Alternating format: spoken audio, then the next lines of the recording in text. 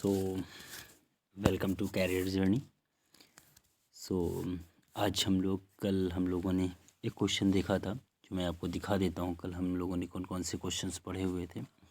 तो जैसा कि हम लोग यूनिट 1 पे काम कर रहे हैं, पेपर 1 पे काम कर रहे हैं, ये भी हमने बता दिया था। और पेपर 1 को हम लोगों ने एक्चुअली में उसका नाम था शिक्षा के दार्शनिक परिप्रेक्ष्य, यानी कि फिलोसॉफिकल पर्सपेक्टिव्स ऑफ एजुकेशन, वहाँ पे चल रहे थे। तो कल ये क्वेश्चन हम लोगों ने डिस्कस कर लिया था। अगर जिन लोगों ने इस क्वेश्चंस को नहीं देखा है, इस वीडियो को नहीं देखा, तो प्लीज़ जा कर के प्रीवियस वीडियो को देखे जा कर के, ठीक है। तो हर एक क्वेश्चंस को हम लोग बारीकी से देख रहे हैं और मैं केवल इतना कह रहा हूँ, ये उन बच्चों के लिए बहुत हेल्पफुल रहेगा जो इस बार बेट के एग्ज़ाम देंगे, ठीक है।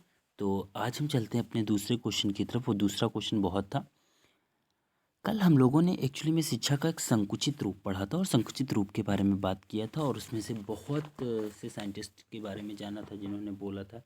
जी.एस. थॉमसन ने क्या बोला था, मिल ने क्या बोला था, जी.एस. मैकेंजी ने क्या बोला था, प्रोफेसर डीवर ने क्या बोला था, बहुत लोगों ने क्या क्या बोला था, उसके बारे में जाने थे। आज जस्ट उसका एक मान लेते एक विस्तृत रूप पूछा जा रहा। तो जरा गौर करना, जैसे लिखा है शिक्षा के विस्तृत अर्थ से आप क्या समझते हैं। यहाँ पे बात कर रहा है शिक्षा का विस्तृत रूप, यानी कि व्यापक रूप, यानी कि ग्लोबल फॉर्म में जैसे चीज़ों को पूछा जाता है।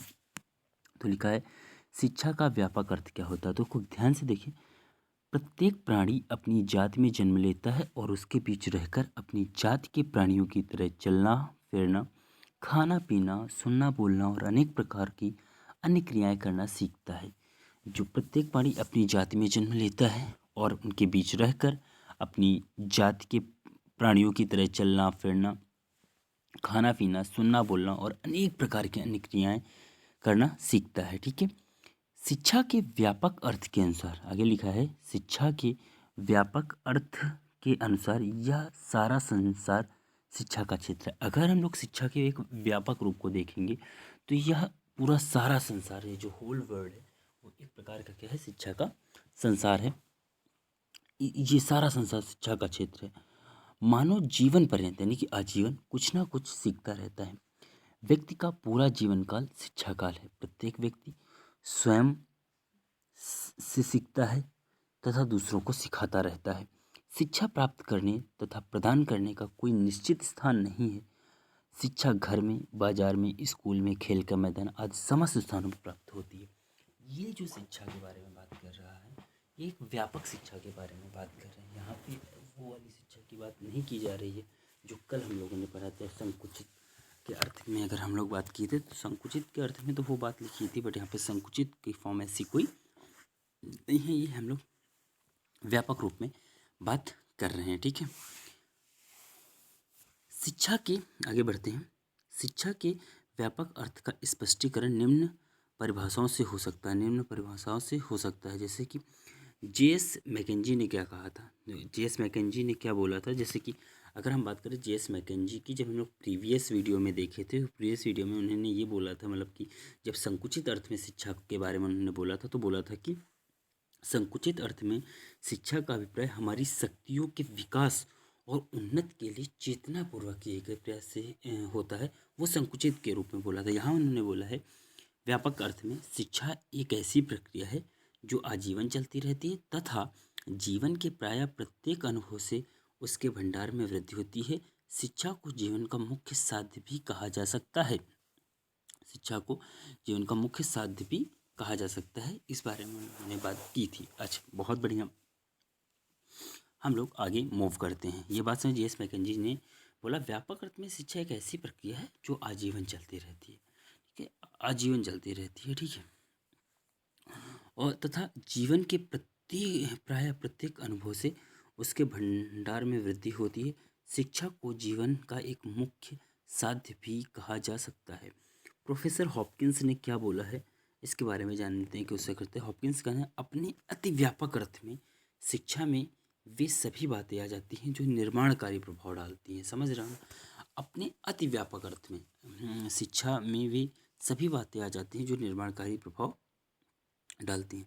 प्रोफेसर डमविल ने के अनुसार क्या है, शिक्षा के व्यापक अर्थ में सभी प्रभाव आते हैं। शिक्षा के व्यापक अर्थ में सभी प्रभाव आते हैं जो व्यक्ति को जन्म से लेकर के मृत्यु तक प्रभावित करते हैं। शिक्षा के व्यापक अर्थ में सभी प्रभाव आते हैं, सभी प्रभाव आते हैं जो व्यक्ति को जन्म से लेकर मृत्यु तक प्रभावित करते हैं। अगर भैया हम यहीं पे बात करें लॉज के अनुसार क्या होता है, तो लॉज ने बोला बच्चा अपने माता पिता को और छात्र अपने शिक्षकों को शिक्षित करता है। बच्चा अपने माता पिता को, बहुत ही गौर से ध्यान से सीखना, बच्चा अपने माता पिता को, दिमाग में ऐसा नहीं चलना चाहिए कि माता पिता अपने बच्चों को। लॉज ने क्या बोला उसके कारण बच्चा अपने माता पिता को और छात्र अपने शिक्षकों को शिक्षित करता है। समझ रहे हो ना? प्रत्येक बात जो हम सोचते हैं या करते हैं हमें किसी प्रकार भी दूसरे व्यक्तियों द्वारा कही, सोची या की गई बात से कम शिक्षित नहीं करती है। इस व्यापक अर्थ में जीवन शिक्षा है और शिक्षा जीवन है। समझना, लॉज ने बहुत अच्छी बात की थी। बच्चा अपने माता पिता को और शिक्षार्थी यानी कि जो बच्चा होता है छात्र अपने शिक्षकों को शिक्षित करता है। प्रत्येक बात जो हम सोचते हैं या करते हैं हमें किसी प्रकार भी दूसरे व्यक्तियों द्वारा कही, सोची या की गई बात से हम कम शिक्षित नहीं करती हैं। इस व्यापक अर्थ में जीवन शिक्षा और शिक्षा जीवन है। उसके बाद जॉन स्टुअर्ट मिल ने क्या लिखा है? जॉन स्टुअर्ट मिल ने लिखा है जो कोई बात मानव के निर्माण में सहायता देती है अथवा रुकावट डालती है वही शिक्षा का भाग है। समझ रहे? व्यापक अर्थ की बात कर, जो कोई बात मानव के निर्माण में सहायता देती है अथवा रुकावट डालती है वो शिक्षा का भाग है। ये समझाने का तरीका है कि कोई भी चीज़ है आपके जीवन में हो रही है तो अगर आप आगे बढ़ रहे हैं तो अपने नॉलेज पर, अपनी शिक्षा की बदौलत आगे बढ़ते हैं। रुकावट है तो क्या है, तुम सीखे वहाँ से कि हाँ जीवन में भी एक हो, तो वहाँ से सीख मिली, शिक्षा मिली। शिक्षा का मतलब ये संकुचित शिक्षा का अर्थ होता है सिर्फ चार दीवारी, मतलब चार दीवारी के अंदर तुमने बैठ के स्कूल का, वो एक निश्चित देश से एक निश्चित देश तक होती है।